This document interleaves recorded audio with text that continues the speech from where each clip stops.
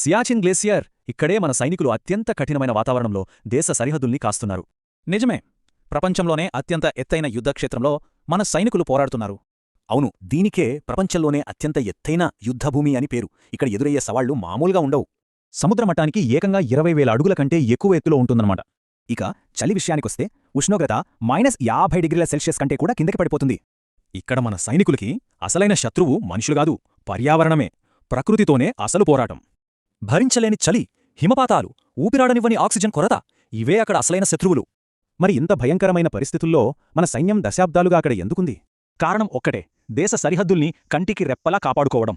మన భద్రతకు ఇది చాలా ముఖ్యం.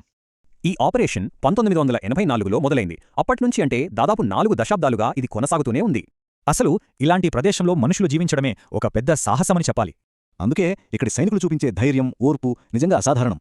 కాబట్టి భారత సైనికుల గురించి మాట్లాడినప్పుడు సియాచిన్ గురించి తప్పక గుర్తు చేసుకోవాలి.